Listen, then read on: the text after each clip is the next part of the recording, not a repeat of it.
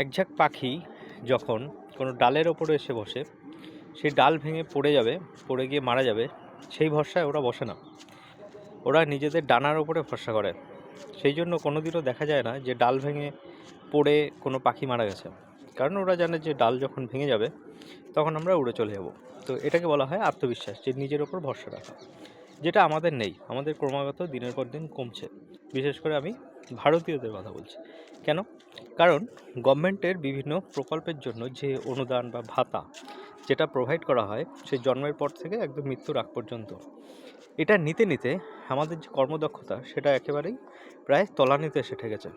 যার জন্য ভবিষ্যতে যদি এরকম একটা বড় ক্রাইসিস তৈরি হয়, যেমন বিশ্বযুদ্ধের মতন, তখন দেখব যে আমরা বেশিরভাগ নিজেদের ওই স্বার্থ আগলানোর জন্য আমরা তখনও সেই তৎপর থাকবো যে নিজের পিঠটা কী করে বাঁচবে।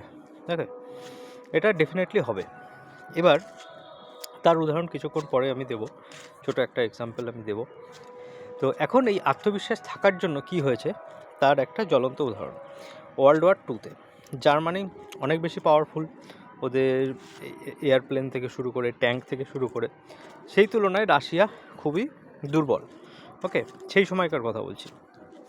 যখন জার্মান অ্যাটাক করলো, তখন যে ওখানকার যে সাধারণ মানুষ, যাদের প্রায় ট্রেনিং নেই বললেই চলে মিলিটারির, তো সামান্য কিছু ট্রেনিং নিয়ে তারা যখন যুদ্ধে ঝাঁপিয়ে পড়লো, কারণ সবাইকে যুদ্ধে অংশগ্রহণ করতে হয়েছে, এবং গভর্নমেন্টও কী করেছে, সমস্ত কিছু যা প্রোডাকশন সমস্ত কিছু বন্ধ করে ওরা ওই যুদ্ধের জন্যই কন্টিনিউয়াসলি কাজ করছিল সমস্ত কোম্পানি।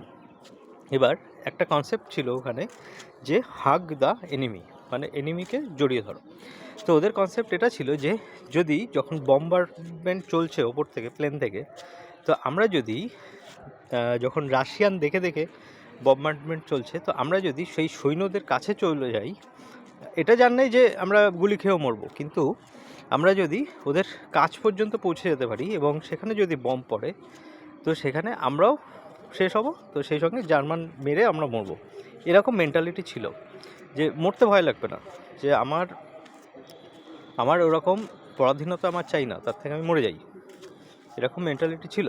তো যার জন্য কী হয়েছিল, যে সেই সময় সমস্ত কিছুর প্রোডাকশন বন্ধ করে কন্টিনিউয়াসলি কিন্তু ট্যাঙ্ক তৈরি হচ্ছিল। যেমন জার্মানের একটা ট্যাঙ্ক 10টা রাশিয়ান ট্যাঙ্ককে নষ্ট করে দিতে পারতো, ধ্বংস করে দিতে পারতো। তো জার্মান বলল যে আমরা যখন দুর্বল, তাহলে আমরা একটা কাজ করি না কেন, আমরা মাস প্রোডাকশান শুরু করি, যে কন্টিনিউয়াসলি মানে এত পরিমাণ প্রোডাকশান আমরা দিয়ে দেবো, যে যাতে করে সেই ট্যাঙ্কের পরিমাণ দেখে একটা আতঙ্ক তৈরি হবে জার্মানির মধ্যে। জার্মান যদিও জানে যে ওই ট্যাঙ্ক অতটা পাওয়ারফুল না, ওই প্লেন অতটা পাওয়ারফুল না, কিন্তু আমরা ওদেরকে ভয় দেখানোর চেষ্টা করব। ওকে, আর আমরা পুরো যা আছে সমস্ত কিছু নিয়ে ঝাঁপিয়ে পড়বো। ওকে, 6 অর নিক্স, এই হলো কনসেপ্ট। তো এখন ডু অর ডাই সিচুয়েশান থেকে যখন দেখা গেল শেষ পর্যন্ত, যে সেই ঘটনা অনেকেরই জানা আছে, যে শেষ পর্যন্ত কিন্তু জার্মানিকে হারতে হয়েছিল। ওকে, এবং রাশিয়ানরা কিন্তু সেখানে জয়লাভ করেছিল। কী জন্য? ওই একটাই মেন্টালিটি। এর জন্য কিন্তু রাশিয়ান যে সাধারণ যে মানুষ, সেখানে কোটিতে মারা গেছিলো, কোটিতে। জার্মানিরাও মারা গেছে, তো প্রচুর পরিমাণে ডেথ হয়েছিল। কিন্তু যেটা বলার উদ্দেশ্য সেটা হলো যে এত পরিমাণ মৃত্যু ওখানে হয়েছিল সেই কিসের জন্য? নিজেদের অস্তিত্ব রক্ষার জন্য, যে আমরা পরাধীন থাকবো না, যে কয়জনই বেঁচে থাকবো মাথা উঁচু করে বেঁচে থাকবো, তাই না? তো এটা ভারতীয়দের মনে কোথায় যেন কমে যাচ্ছে। তো জানি না কেন, এটার আমার অন্যতম একটা কারণ মনে হয়েছে, যে আমাদের কর্মদক্ষতা কমে গেছে, কারণ আমাদের ওই কন্টিনিউয়াসলি ফ্রিতে খাওয়ার একটা টেন্ডেন্সি, যে ফ্রি ফ্রি ফ্রি সমস্ত কিছু আমার ফ্রি চাই, আমার এটা ফ্রি চাই, ওটা ফ্রি চাই, এখানে আমার কি বলে, এখানে সুযোগ আমার ফ্রিতেই হয়ে যাবে, আমার বেশি খাটতে হবে না, আমি অল্প একটু কাজ করে অনেক বেশি স্যালারি পেয়ে যাবো, এরকম মেন্টালিটির জন্য।